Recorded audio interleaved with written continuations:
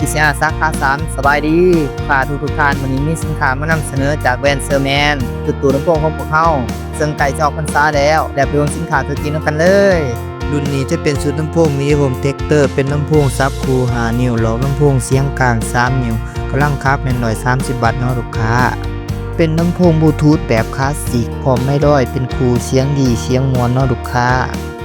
รุ่นนี้อีกจะเป็นลำโพงแบบซับ6 นิ้วหลอกลำโพงเสียงกลาง4 นิ้วกำลังคับเป็น130 วัตต์สามารถเชื่อมต่อกับสมาร์ททีวีได้บ่ว่าจะเป็น